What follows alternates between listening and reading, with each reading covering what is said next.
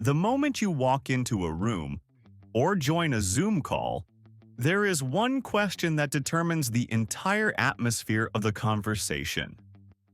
It isn't about your technical skills or your education. It's a simple four-word sentence. Tell me about yourself. I've spoken to hundreds of professionals who feel that their English suddenly fails them the moment this question is asked. You might have the experience and you might have the talent, but if you cannot explain who you are with clarity and confidence, you leave the interviewer feeling uncertain. Today, we are going to change that. In this episode, we are looking at how to build a response that doesn't just list your jobs but tells a story. We're going to discuss how to sound natural, how to avoid common mistakes that make you sound like a robot, and we'll practice the exact sentences that make you stand out. Welcome to the Shadowing Lab. I'm George. Our goal here is simple. We want to help you move from being a student of English to being a user of English. We don't just study grammar, we build the muscle memory you need to speak with authority in the real world. Let's start by looking at what the interviewer is actually looking for. When an interviewer asks you to talk about yourself, they aren't looking for a chronological history of your life. They aren't asking where you went to primary school or what your hobbies are, unless those hobbies relate to the job. What they are actually doing is looking for professional alignment. They have a problem, a gap in their team, and they want to see if you are the solution to that problem. For many English learners, the mistake is thinking, this is a test of your memory. It's not. It's a test of your communication. They are checking your fluency in a professional context. Can you summarize complex ideas? Can you stay focused? Can you speak for 2 minutes without getting lost in the details? If you can answer this question well, you set the tone for the rest of the interview. You show them that you are organized, confident, and most importantly, that you understand the value you bring to the table. To keep your answer from turning into a long, confusing story, we use a simple 3-part structure. This is the golden rule for professional introductions. First, the present. You start with where you are right now. What is your current role? What is your main responsibility? For example, instead of saying, I work in an office, you might say, currently, I lead a team of 5 people in the customer service department. Second, the past. This is where you mention your credibility. You don't need to mention every job, just mention 1 or 2 previous experiences that prove you are good at what you do. Think of these as your success highlights. Third, the future. This is the most important part because it shows you have a plan. Why are you applying for this job? How does this role fit into your career path? By ending with the future, you show the interviewer that you aren't just looking for any job, you are looking for their job. To help you put this framework into practice, let's look at 3 different ways to answer the question.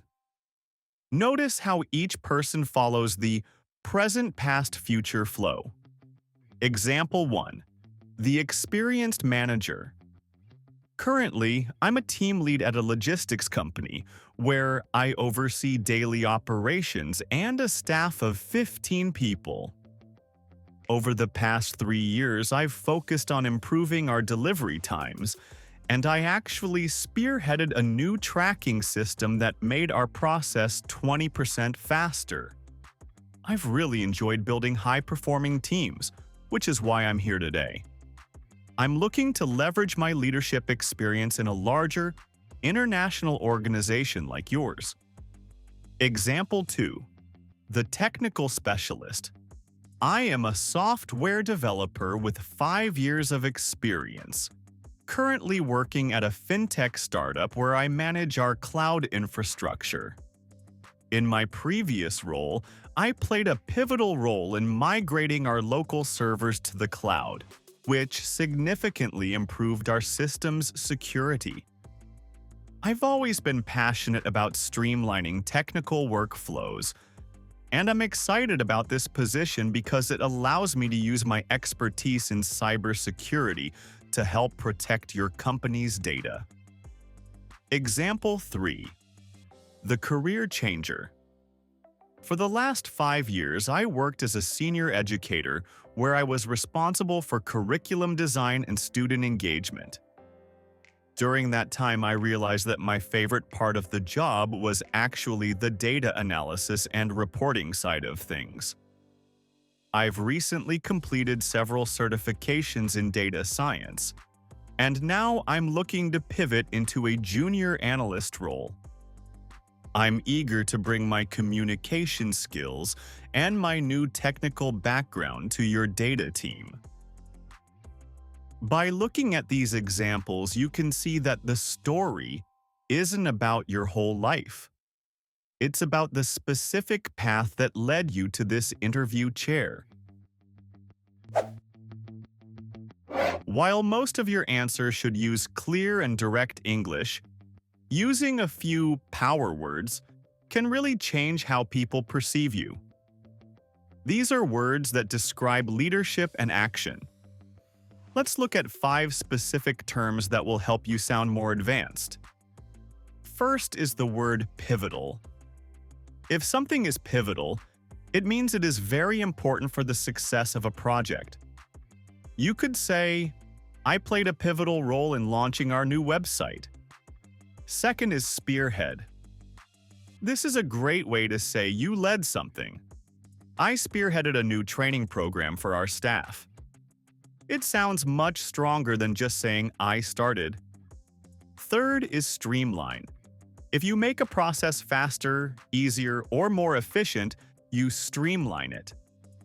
Employers love to hear that you can streamline their operations. Fourth is leverage. This means to use something you already have to get a better result. I want to leverage my experience in sales to help your company grow. Fifth is collaborate.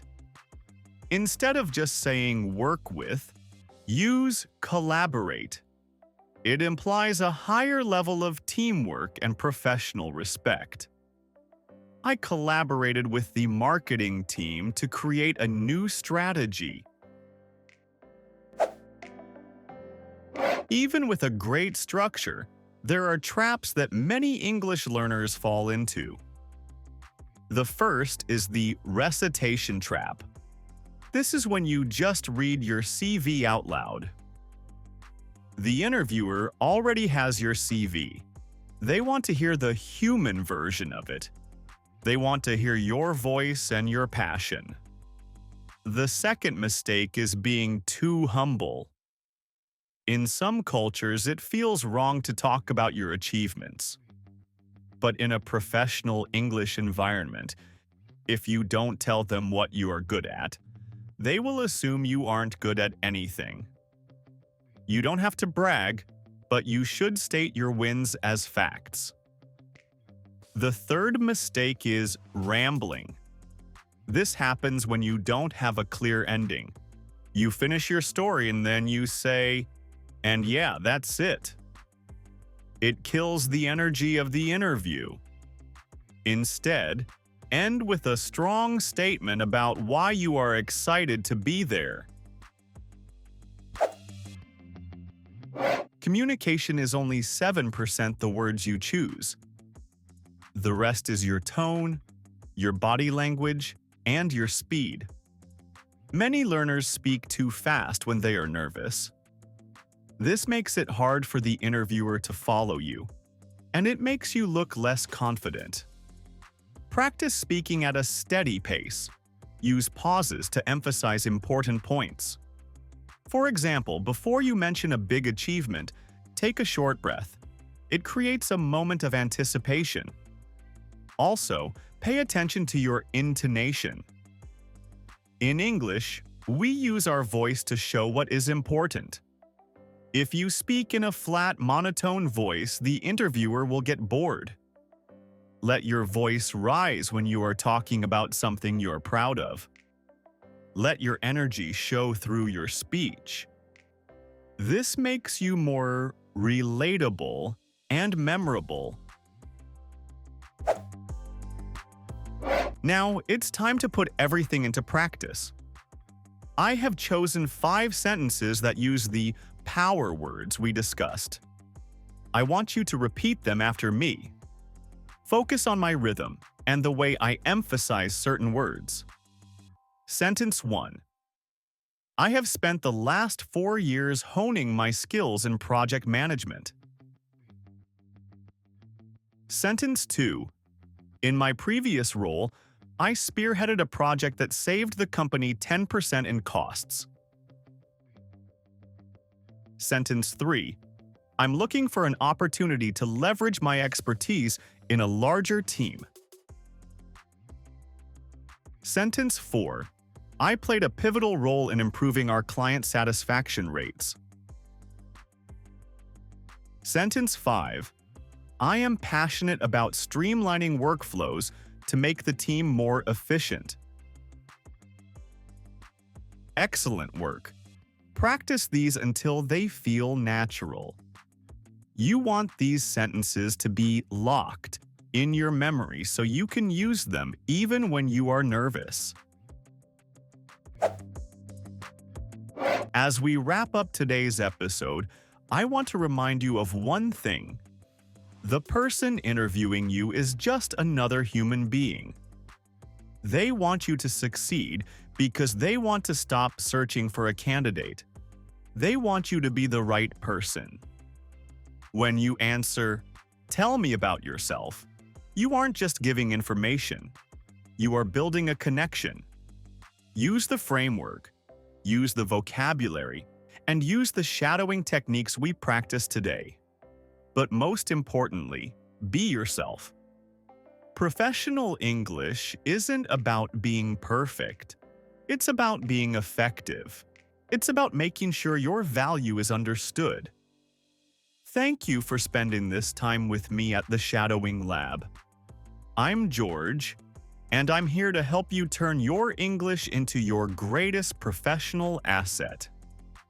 If you enjoyed this session, make sure to join us for our next deep dive. Until then, keep practicing, keep shadowing, and keep growing. For more practice and updates, click on the video you are watching on the screen. Keep building your confidence and get closer to mastering your English fluency. Thanks for watching, and I'll see you in the next video.